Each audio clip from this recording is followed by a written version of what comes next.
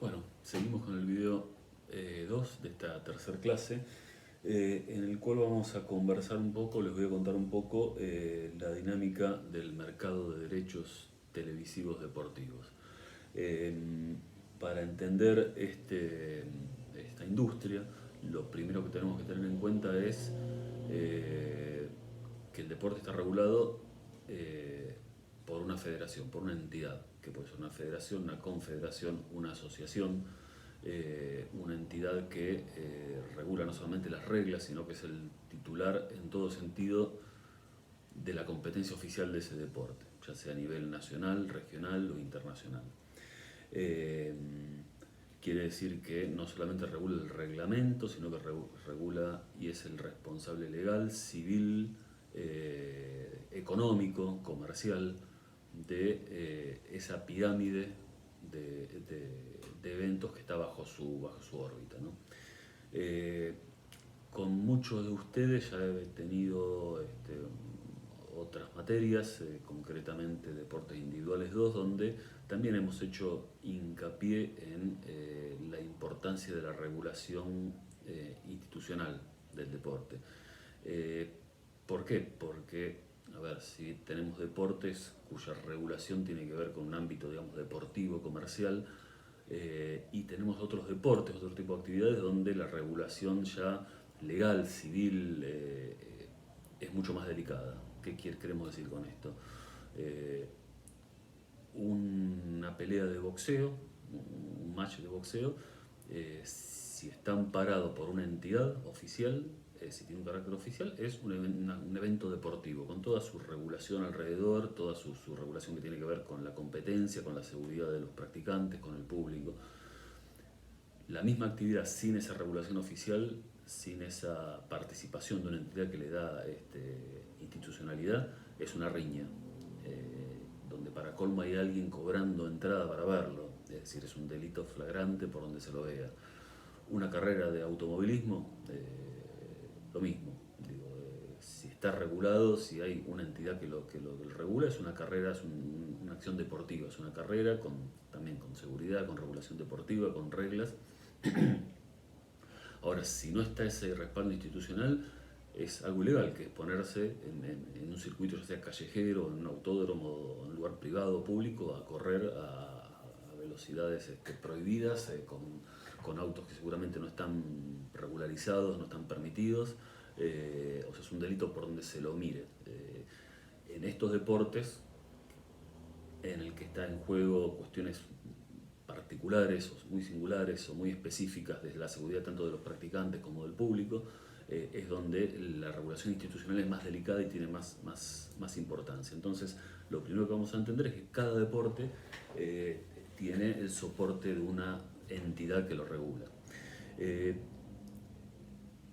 Ahora, ¿cuál es la lógica, digamos, de esta cadena de instituciones que regulan un deporte desde el ámbito mundial hasta el ámbito, no sé si se quiere, barrial o amateur? Eh, la lógica es que hay dos tipos de federaciones o de entidades deportivas según su funcionamiento, que va a ser el pilar de este mercado de distribución de derechos. Hay un tipo de federaciones, de entidades que tiene un formato piramidal, es decir, que existe una punta de pirámide que es una federación mundial. Vamos a poner en el caso del básquetbol, por ejemplo, la FIBA. Después existen, en el caso del básquetbol, digamos, es una parte media de esa pirámide, donde se ubican las federaciones regionales, que son sucursales de FIBA, FIBA América, FIBA Oceanía, FIBA África, FIBA Asia, FIBA Europa. Y un tercer escalón, que son las federaciones nacionales afiliadas a FIBA, ¿no?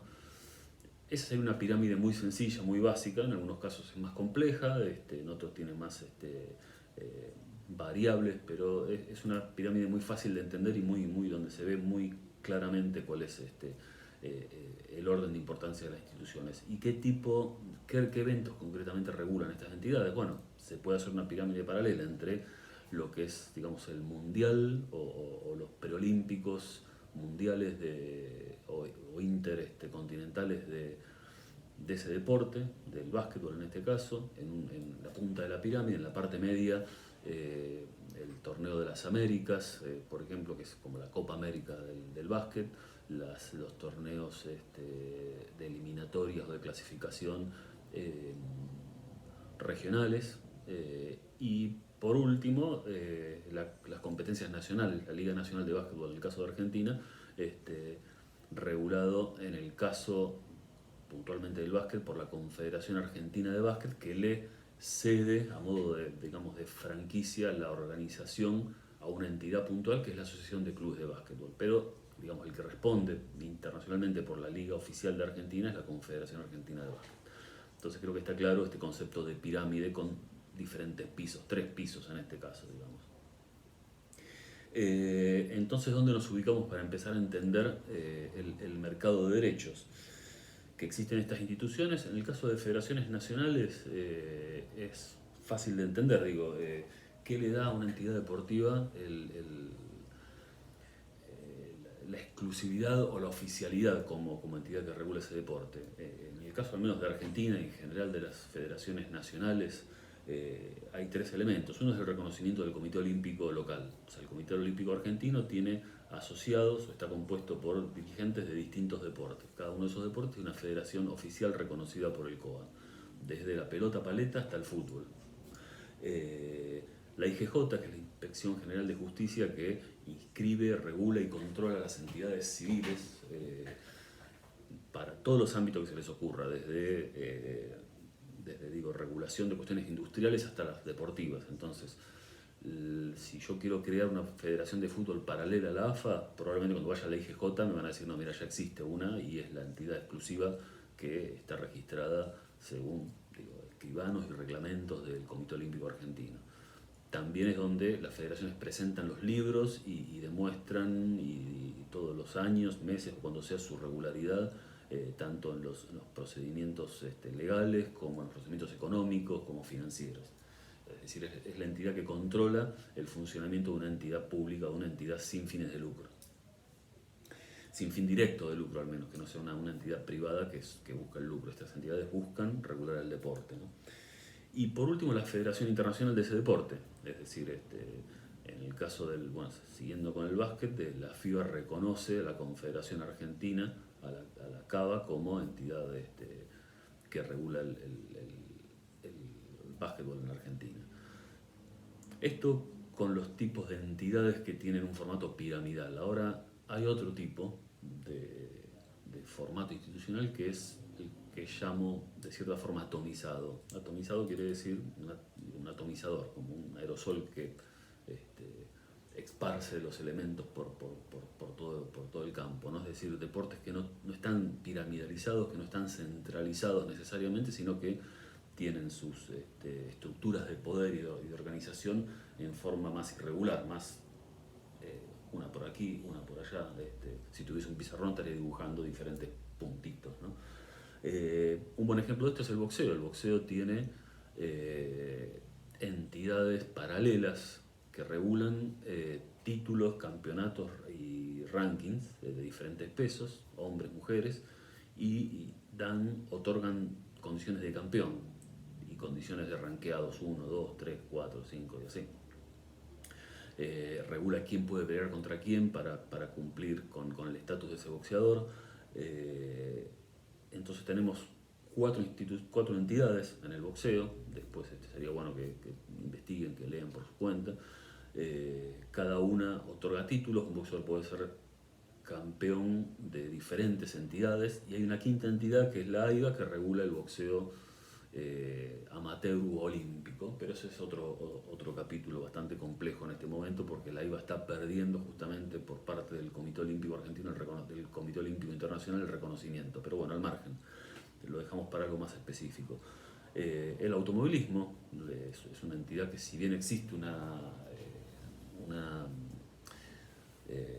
Asociación Mundial de Automovilismo que tiene sede en Mónaco y reconoce determinadas entidades mundiales, hace que se solapen diferentes entidades en cada país que regulan diferentes categorías.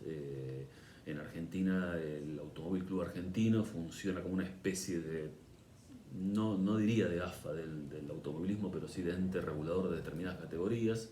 La ACTC, que es la Asociación de Corredores de Turismo Carretera, regula otros torneos y ambas están reconocidas se reconocen a sí mismas, es decir, hay empresas privadas que explotan y organizan y explotan determinadas categorías, entonces dónde está, digamos, el núcleo comercial, el núcleo organizativo del automovilismo o del boxeo, está en diferentes puntos.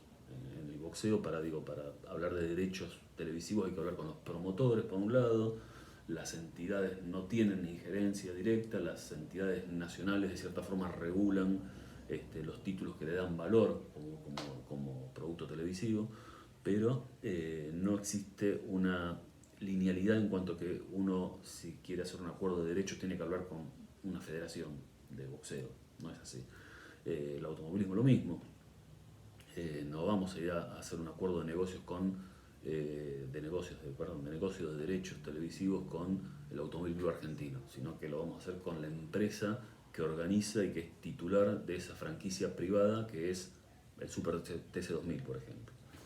Lo mismo en NASCAR en Estados Unidos, es decir, hay una entidad nacional de automovilismo en Estados Unidos que supervisa temas de seguridad, temas logísticos, pero no es necesariamente el dueño de ese contenido, como si la AFA es del torneo de primera división, más allá de haberlo durante una temporada tercerizado con la Superliga, ¿no? O de la Asociación de Clubes de Básquetbol con la Liga Nacional, por ejemplo. Entonces, en resumen, tenemos estos dos modelos de entidad reguladora del deporte, una atomizada y una piramidalizada. ¿Qué hacen entonces estas entidades para sostenerse? ¿Qué elementos tienen? Bueno, podemos hacer una lista, cada uno de ustedes en su cabeza, o puede ir anotando. Taquilla, sponsors, derechos televisivos, vamos concretamente, y hay otros tantos más, pero como por ejemplo derechos federativos, es decir, desde las federaciones locales, no sé, provinciales de natación hasta la AFA les cobra, digamos, la membresía a los clubes o a los atletas federados, aunque sean monedas, pero se les cobra algo, digo, para justamente financiarse. Y otros tantos, pero concretamente nos vamos a quedar con la parte de derechos televisivos. ¿Cuáles son los caminos que tiene una entidad deportiva para hacer dinero, generar ingresos a través de los derechos televisivos? Básicamente tiene dos caminos: hacerlo in-house, que quiere decir explotarlo directamente desde esa entidad, es decir, con personal propio, con un departamento comercial o departamento televisivo propio, o tercerizarlo con una agencia que los represente. La misma lógica con la que podemos vender un auto. Uno puede ponerle la botellita en el auto en la puerta de la casa y un cartelito con el celular, o puede dejarlo en una agencia bajo concesión para la venta, en Carwan, no sé. Y la misma lógica de cierta forma tiene el mercado de derechos televisivos. En este momento el uso y costumbre, o el modelo más común, por lejos y cada vez más abarcativo, es justamente hacerlo a través de una agencia. Quedan muy pocas entidades que regulan sus derechos en forma in-house. Quizás es más común en entidades británicas, por ejemplo. Digo, la Premier League recién ahora para algunos territorios se asoció con determinadas agencias, pero la Premier League era un modelo de eficiencia, o es un modelo de eficiencia si se quiere, explotando los derechos a través de un departamento propio de comercialización de derechos televisivos. Lo mismo la International Tennis Federation, por ejemplo, que vendía los derechos, ahora hasta esta asociación con Cosmos, con la empresa de Piqué, vendía los derechos con su propio personal. Hay otros casos, pero en general la tendencia es que cada vez más las entidades reguladoras del deporte ponen sus derechos y la explotación de sus derechos en manos de agencias. Entonces, tenemos un listado de, no sé, hay decenas de agencias medianas, chicas, grandes, en el mercado, que tienen un portfolio con diferentes derechos, ya sea de eventos o los derechos integrales de determinadas entidades deportivas. Así es que nos encontramos con IMG, que es, bueno, IMG, recuerdo todos estos nombres, pues los vamos a dejar en el glosario de la clase. Tenemos el caso de Pitch, por ejemplo, de Perform, que es la agencia que ahora está invirtiendo en otro aspecto del negocio, que es justamente de la plataforma DAZN. Perform es la agencia, es la empresa dueña de DAZN. Después vamos a ver un poquito más en detalle los capitales, el origen, las actividades de cada una. Pero tenemos un top, digamos, top 5 de agencias con Pitch, Perform, IMG. Bueno, MP Silva, que ahora, cambió de dueños y cerró, pero bueno, era un actor fundamental. Y un par más de agencias por ahí dando vueltas.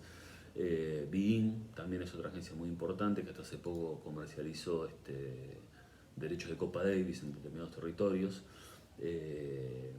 Y hay agencias nacionales también. Bueno, Torneos y Competencias es una agencia que entre sus múltiples negocios vinculados al deporte tiene el de los derechos televisivos.